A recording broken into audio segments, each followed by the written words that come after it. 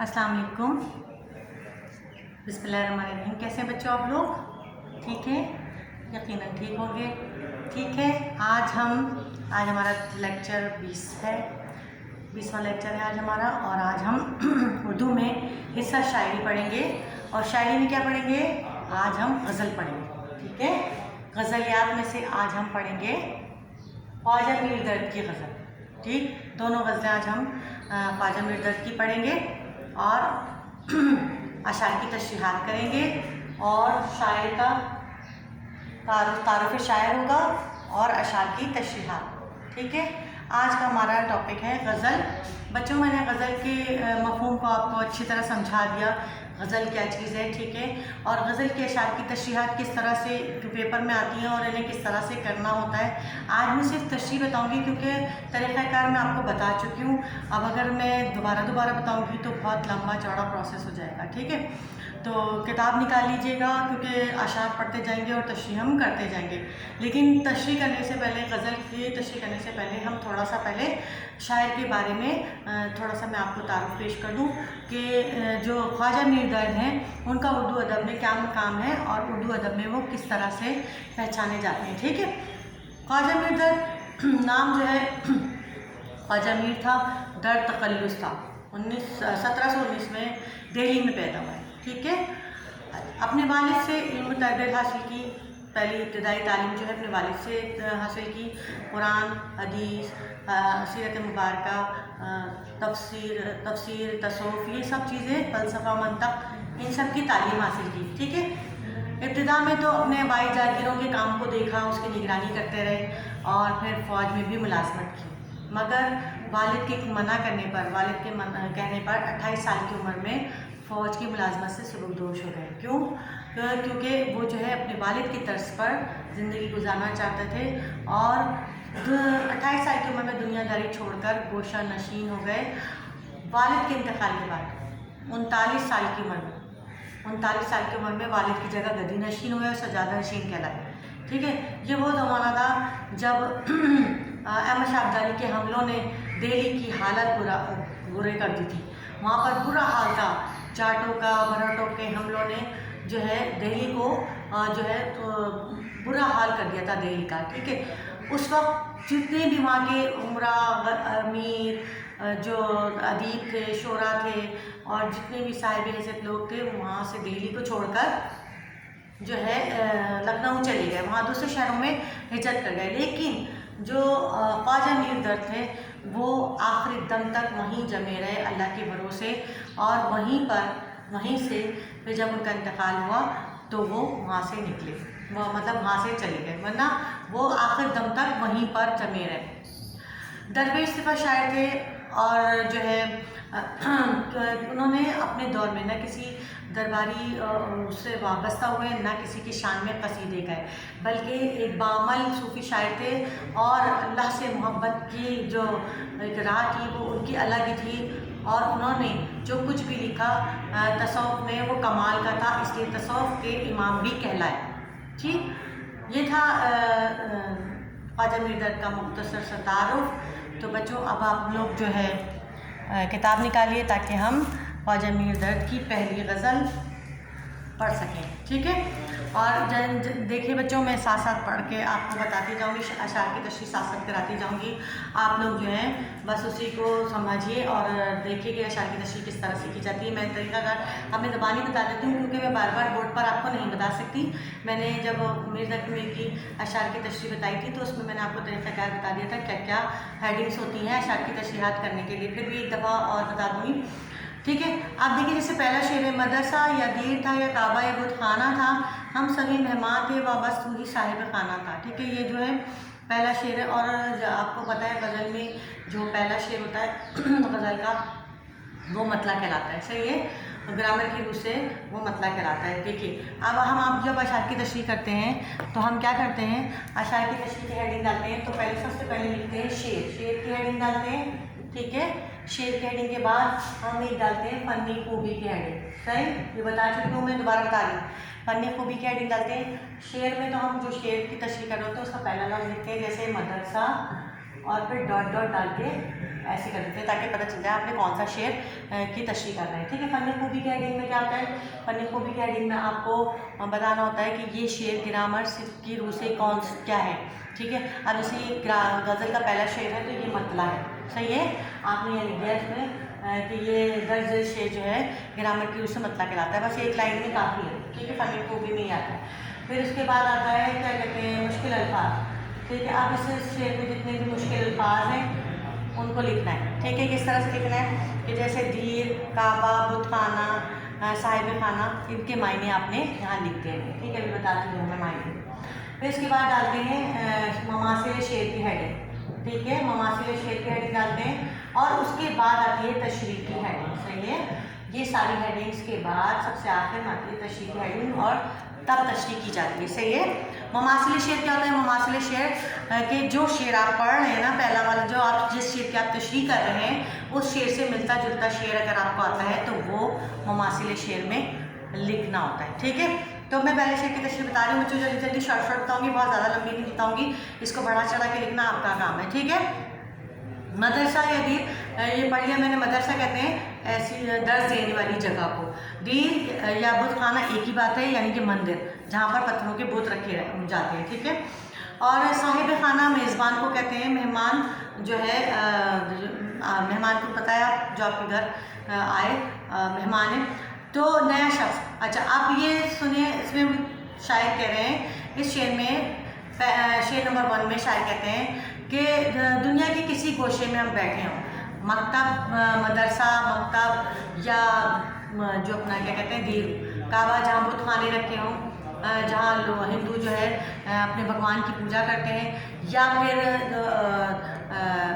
جو ہے کوئی بھی جگہ، بت خانہ ہو، مندر ہو، گرجا گھر ہو، یہودیوں کی جو ہے، پارسیوں کا جو ہے آگ کے سامنے عبادت کرنا. ہر شخص اپنے طور پر جو عبادت کرتا ہے تو ہر شخص اپنے طور پر عبادت کرتا ہے، لیکن ہر جگہ پر میرا رب موجود ہے. ہر شخص جو ہے وہ یاد رب کو ہی کرتا ہے کسی بھی بہانے سے، کسی بھی وسیلے سے. اور ہم تو سب اس دنیا میں صرف اور صرف مہمان ہیں، اور ہمارا جو میزبان ہے، وہ صرف اور صرف اللہ تعالیٰ، ہمارا پروردگار، ہمارے بنانے والا رب ہے جو ہمارا مہمان ہے. ٹھیک. جو ہمارا میزبان ہے اور ہم اس کے مہمان ہیں، اور جانا ہمیں اسی کی طرف ہے لوٹ کر.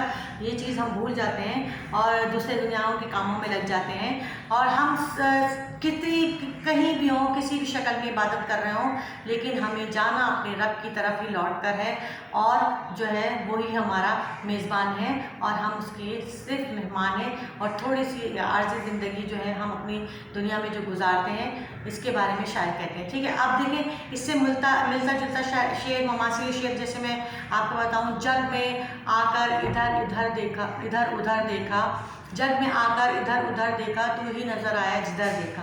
یعنی اس میں یہ بتانے کی کوشش کر رہے ہیں کہ ہم کہیں بھی چلے جائیں، دنیا کے کسی بھی گوشے میں چلے جائیں، ہمارا پروردگار ہمیں ہر طرف ملے گا، ہمیں ہر طرف نظر آئے گا. ٹھیک ہے.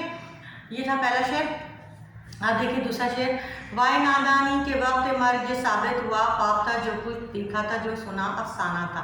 وائے نادانی یہاں پر افسوس کے لیے کہا گیا ہے. مرگ کہتے ہیں مرگ یہ ثابت ہوا، یعنی موت کا وقت. ٹھیک ہے. خواب تھا جو کچھ تھا، سنا تھا افسانہ تھا. افسانہ یعنی چھوٹی سی کہانی. ٹھیک ہے. اب دیکھیں یہ شعر جو ہے اگر ہم اس کے تشریح کرنا چاہیں تو پہلے شعر لکھ دیں. اب ہم اسی فن خوبی کیا بنائیں گے؟ یہ حسن مطلع ہے. غزل کا دوسرا شعر جو ہے وہ حسن مطلع کہلاتا ہے. ٹھیک ہے. ہم نے یہاں لکھ دیا حسن مطلع. پھر اس کے مشکل الفاظ کے معنی لکھ دیا. وائے نادانی یعنی کہ افسوس، مرگ یعنی موت کا وقت، افسانہ یہ چھوٹی کہانی. پھر ہم نے جو ہے مماثل شعر میں جو ہے اس سے ملتا جلتا شعر لکھ دیا. ٹھیک ہے. اب پھر اس کے بعد تشریح کرنے کے لیے آئے تو اس شعر میں شاعر کہتے ہیں کہ ہاں مرکزی خیال کی بھی ایک ہیڈنگ آتی ہے. صحیح. اچھا یاد دلا دیا ہم نے. تشریح سے پہلے ایک مماثل شعر سے پہلے ایک مرکزی خیال کی ہیڈنگ آتی ہے. مرکزی خیال کہ اس شعر کا مرکزی خیال کیا ہے. پھر آتا ہے مماثل شعر اور پھر آتی ہے اپنا تشریح. ٹھیک ہے. اب جیسے پہلا والا جو شعر تھا، چلو میں بھول گئی تھی بتا دوں ساتھ ساتھ. پہلا والا جو شعر تھا اس کا مرکزی خیال کیا تھا کہ ہم جو ہے کہیں بھی چلے جائیں دنیا میں، ہر طرف ہمیں اپنے پروردگار کا نقش نظر آتا ہے. वहाँ हमारा परवरदिगार हर जगह मौजूद है। ये पहले शेर की जो मरकज़ी फ़ैल। अच्छा सेकंड, अब जो मरकज़ी फ़ैल है, सेकंड का मरकज़ी फ़ैल क्या है कि अब इंसान को तभी पता चलेगा जब वो मरेगा। मरने के वक्त ही मालूम होगा कि उसने दुनिया में जो टाइम गुजारा वो सिर्फ एक कहानी थी, छोटी सी मुख्तसर सी कहानी। ठीक है, ये इसका जो है मरकज़ी ख़्याल है। और जो है इसकी तशरीह के वक्त ये है कि जब इंसान जो है वो ख्वाब देखता है, और जब ख्वाब देखता है और चंद मिनटों के बाद ये ख्वाब ख़त्म हो जाता है। जब इंसान बेदार होता है तो इस ख्वाब की हकीकत ख़त्म हो जाती है। ठीक है, बिल्कुल जब नींद से बेदार होता है तो बिल्कुल ये ख्वाब जो है बिल्कुल हमें याद भी नहीं आता कि हमने क्या देखा है। ये सब दुनिया भी इसी एक ख्वाब की तरह है जिसमें हम अपनी ज़िंदगी गुजार रहे हैं, और जब ये हमारा ख्वाब टूटेगा और हम असली ज़िंदगी की तरफ लौटेंगे, यानी कि आखिरत की तरफ, तो हमें पता चलेगा कि हम कितनी मुख्तसर सी ज़िंदगी वहाँ पर गुजार के आ गए और हमने इस मुख्तसर सी ज़िंदगी में अपने लिए क्या किया। और जब इंसान जो है मौत के करीब पहुँचता है तभी उसे एहसास होता है कि वो दुनिया में कितना टाइम गुजार के आया है और उसने उस दुनिया में क्या क्या किया। ठीक है, अब इसका मुमासिल शेर जो है आपको बता दूं, मुंसलिक हर चीज़ एक ख्वाब है, एक कहानी है। ठीक है, जो है इसमें आपको एक बात बता दूं, इसमें है सब जी इंसान है। इसका मुमासिल शेर दूसरा पढ़ा देती हूँ। सब जीते जी के झगड़े हैं, सच को पूछो तो क्या खाक हुए, जब मौत से आकर काम पड़ा तो सब किस्से पाक हुए। ठीक है, तो ये इसका मुमासिल शेर है। अब जो है नेक्स्ट है उसमें हम पढ़ेंगे जो है नेक्स्ट शेर। तो बच्चों अभी तक तो आप लोगों के समझ में आ रही होगी, मुझे पूरी उम्मीद है कि आप लोगों को समझ आ गया होगा कि जो है किस तरह से हेडिंग किस तरह से काम करते हैं। ठीक है, आप देखिए अब हमारे पास नेक्स्ट शेर है। हीर कहते हुए गुलजारे ताराज ख़ज़ां, आशना भी वहाँ एक सब्ज़ा बेगाना था। ठीक है, ये था जो है तीसरा शेर। हीर भी जो है अफसोस करने के लिए कहा जाता है। ताराज ख़ज़ां यानी बर्बाद हो जाना, गुलजार कहते हैं बाग को, आशना यानी अपना, और सब्ज़ा बेगाना ये एक इस्तिआरा। इस शेर में जो है फनी खूबी जो है क्या है, इस्तिआरा है, ग्रामर की रूह से इस्तिआरा है। मुश्किल अल्फाज मैंने आपको बता दिया। मरकज़ी ख़्याल इसका क्या है, इसका मरकज़ी ख़्याल क्या है, दुनिया जो है एक दिन वीरान हो जाएगी। ठीक है, दुनिया जो है एक दिन वीरान हो जाएगी, यहाँ पे कुछ भी नहीं रहेगा। जिस तरह एक बाग जो है जो बाग में फूल और पौधे और खुशबुएँ और ये सब चीज़ें बाग की रौनक बढ़ाते हैं, बिल्कुल इसी तरह से दुनिया में इंसानों से रौनक है, लेकिन एक दिन जब ये सब ख़त्म हो जाएंगे तो दुनिया वीरान हो जाएगी। ठीक है, इसका ये मरकज़ी ख़्याल है। अच्छा, इसमें कहते हैं कि जब जिस तरह बाग में ख़ज़ां का मौसम आता है तो सारे फूल पत्ते पौधे सब झड़ जाते हैं और बाग वीरान हो जाता है, बिल्कुल दुनिया में भी ऐसे एक वक्त आएगा कि जो इंसान जो है जो एक ख्वाब की मानंद ख्वाब देख रहा है, और वो जब ख्वाब टूटेगा तो वो जब अपने रब की तरफ लौटेगा तो दुनिया वीरान हो जाएगी और यहाँ पर कुछ भी नहीं रहेगा, बस एक कहानी जो है वो ख़त्म हो जाएगी। और जो है दुनिया जो है हमारे लिए ऐसी साबित होगी जैसे हम यहाँ पर चंद लोगों के मेहमान थे, और जो टाइम में दुनिया में गुजारा वो सब के सब ख़त्म हो जाएगा और अब बिलाखिर हमें लौट कर अपने रब की तरफ जाना होगा। ठीक है, ये ख़त्म हो गया शेर। अच्छा, इसमें क्या हुआ, आप कहते हैं हो गया मेहमान सराय कसरत मोहे में आ। ठीक है, आखिरी शेर है, वो दिल खाली के तेरा खास खलवत खाना था। ठीक है, तो ये आखिरी शेर है। और आखिरी शेर में जो है ग्रामर की रूह से कहलाता है मक्ता। ठीक है, मक्ता कहलाता है। आपने इसमें लिखना है कि ये शेर मतला है, मेरी तक मेरी की गज़ल से लिया गया और ये शेर ग्रामर की रूह से मक्ता है। ठीक है, अच्छा इसका मैंने मैंने बता दिया आपको। अच्छा, अब क्या है, मक्ता जो है शेर जो है इसमें क्या मुश्किल अल्फाज है। सराय कहते हैं मेहमान खाना को, कसरत ज़्यादती को, मोहम वहम से निकला है, खलवत खाना तन्हाई की जगह। कहते हैं कि जब इसमें शायर बता रहे हैं कि मरकज़ी ख़्याल क्या है, दुनिया एक बाग है और इंसान जो है जिस तरह एक बाग में फूलों की मौजूदगी जो है उसको खूबसूरत बनाती है, बिल्कुल इंसानों की मौजूदगी दुनिया को रौनक बख्शे हुए। जब इंसान इस दुनिया से चले जाएंगे तो ये दुनिया भी बेरौनक हो जाएगी।